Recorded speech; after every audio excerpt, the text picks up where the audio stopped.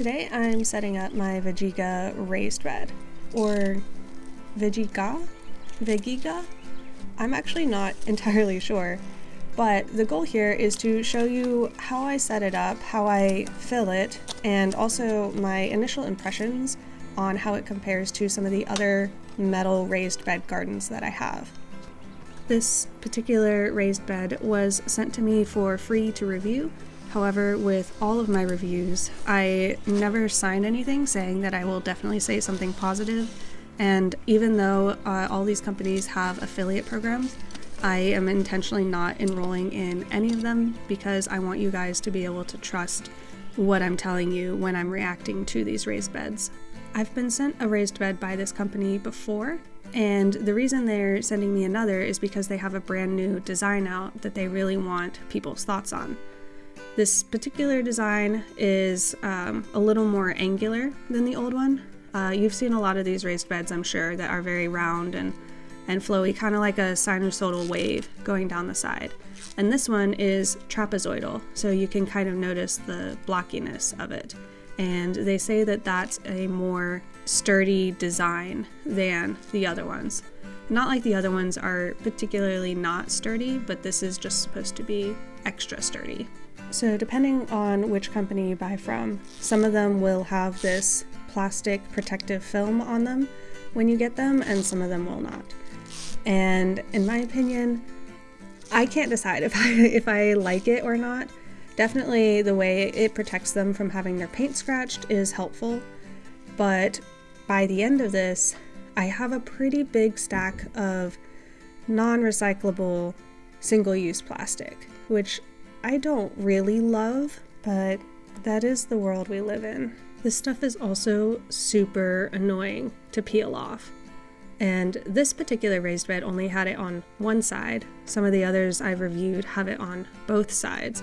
And I gotta be honest, it's just really annoying to take the time to peel it all off.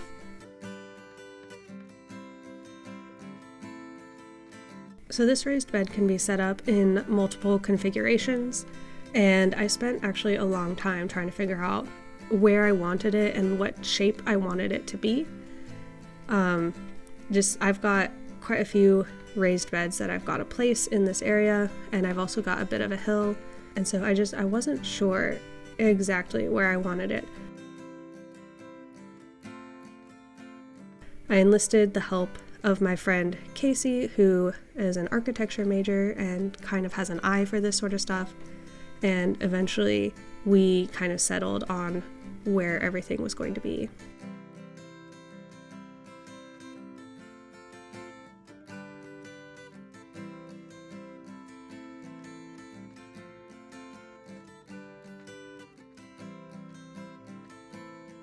And then comes the setup. This is honestly really easy to do by yourself. It does take a little bit of time. I think I spent like an hour and a half putting this together. And something to note about the particular shape that I chose to arrange my raised bed in, this square shape, is too large for the cross braces that come with the kit. So if you make it any skinnier than this, you'll be able to install cross braces, but with the square design, they decided not to include cross braces that would fit it.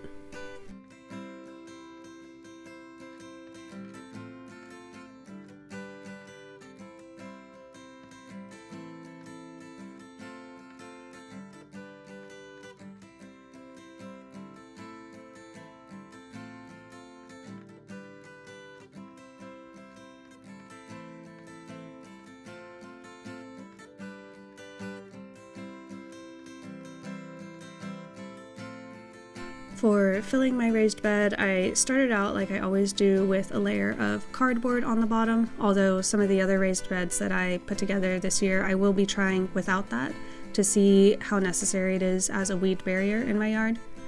And then also, like always, I fill it with like bigger logs and then sticks on the bottom, kind of similar to a hugelkultur method, and then keep adding smaller and smaller sticks on top until the bed is about halfway full.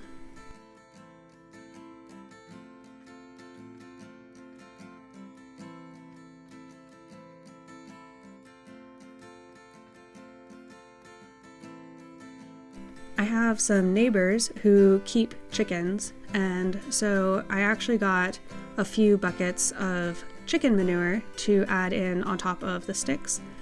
I specifically am putting this near the bottom because chicken manure does need to age, and it needs to break down a little bit before it's good compost, so I kind of put it in on top of the sticks, hoping that it would kind of settle down in between the cracks of the sticks.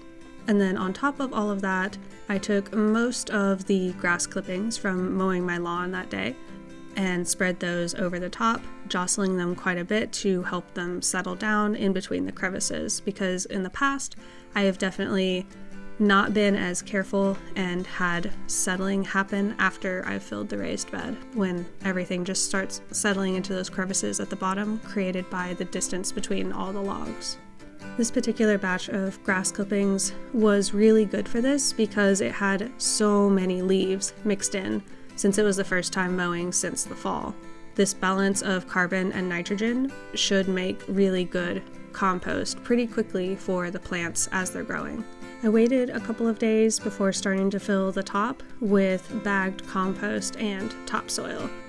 I wish that I had enough compost to fully do this without buying anything from the store, but unfortunately my small garden just cannot keep up with what I'm trying to do.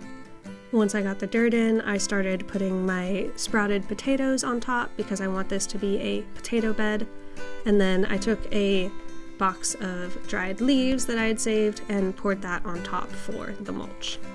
I left a little space in the bed so that as these potatoes grow, I have room to mound up soil and or mulch around them. If you'd like to see a full comparison between all 4 brands of raised beds that I have currently in my yard, that video is coming soon, and when it's available I will link it here and also in the description. If you liked this video and would rather watch it without ads, consider supporting me via Patreon. Not only do I post all of my videos ad-free, I also post special videos there that don't get posted anywhere else. Thanks for watching, and until next time, happy gardening!